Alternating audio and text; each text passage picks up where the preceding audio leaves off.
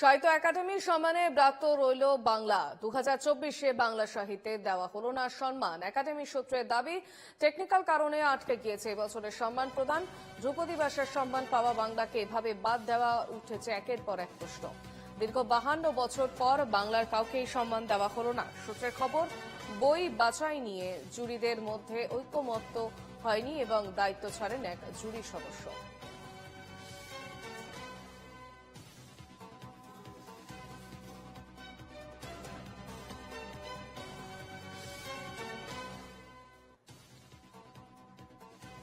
দু 2024-এ বাংলা সাহিত্যে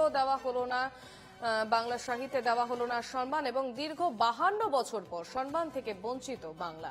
টেকনিক্যাল কারণ নাকি অন্য কিছু, সেই নিয়ে উঠছে প্রশ্ন।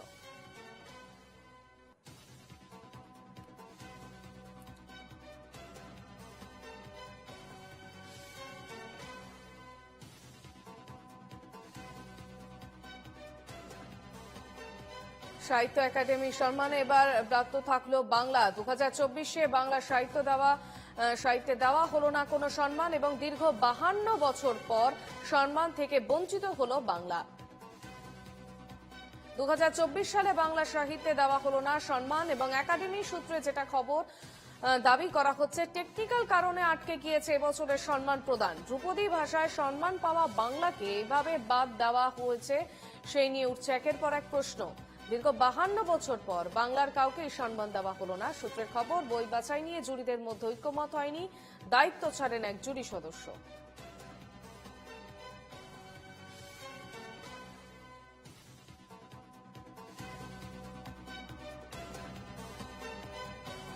টেলিফোন লাইনে রয়েছেন আমাদের প্রতিনিধি পৃথা দাশগুপ্ত। পৃথা, সাহিত্য একাডেমি সম্মানে এবার একবারে বাংলা এই সম্মান থেকে বঞ্চিত থাকলো। দেখো, প্রায় 52 বছর পরে এরকম একটা ঘটনা ঘটলো যেখানে সাহিত্য একাডেমি পুরস্কার এবং সেই সাহিত্য একাডেমি পুরস্কার থেকে ব্রাত্য থেকে গেল বাংলা। কিন্তু কেন, এবং একাধিক জুরি ও সাহিত্য একাডেমির সাথে জড়িত যারা লেখক সাহিত্যিকদের বক্তব্য কিন্তু যে এই যে ছুটি যেটা বলা হচ্ছে টেকনিক্যাল ছুটি, সেইটা কি, সেইটা যেটা বলা হচ্ছে টেকনিক্যাল ছুটি, সেইটা কি, সেইটা কিন্তু জানার চেষ্টা করা হচ্ছে।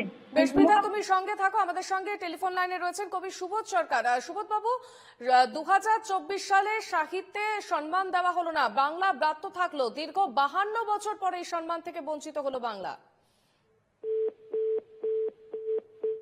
যোগাযোগ বিচ্ছিন্ন হয়ে গিয়েছে, আমরা আবারও যাব আমাদের প্রতিনিধি পৃথার কাছে। পৃথা, দেখো, যেটা সম্ভাব্য যে কারণ উঠে আসছে মোটামুটি তিনটে কারণ। যে একটা টেকনিক্যাল ছুটি যদি হয় সেক্ষেত্রে একটু আমরা যদি পিছন দিকে ফিরে তাকাই, দেখা যাবে যে এবছর কোনো জুরি বোর্ড গঠন করা হয়নি। সাহিত্য একাডেমির কাছে প্রাথমিক তালিকা থেকে মনোনীত কোনো বই পাঠায়নি অ্যাডভাইজারি কমিটি।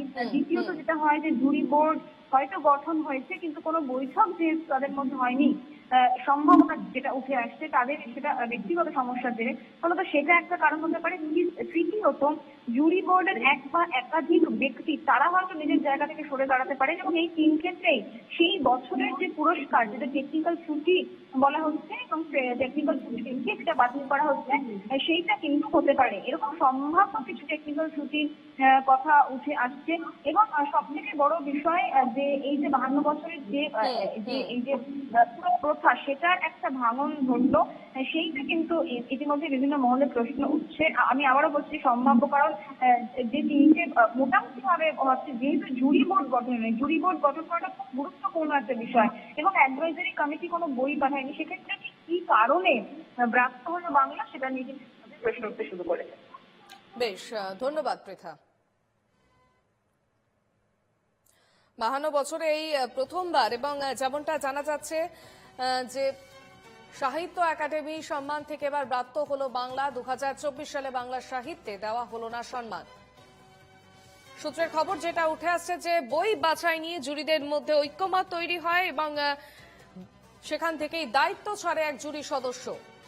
টেকনিক্যাল কারণ বলা হচ্ছে, তবে এই সমস্যা শুধুমাত্র টেকনিক্যাল কারণ নাকি এর পেছনে অন্য কোনো কারণ রয়েছে, সেই নিয়ে কিন্তু তরজা রয়েছেই। এবং যেমনটা জানা যাচ্ছে যে একাডেমি সূত্রে যেটা খবর, টেকনিক্যাল কারণের কারণেই আটকে গিয়েছে যে এবছরের সম্মান প্রদান। ধ্রুপদী ভাষায় সম্মান পাওয়া বাংলাকে এভাবে বাদ দেওয়ায় উঠছে একের পর এক প্রশ্ন।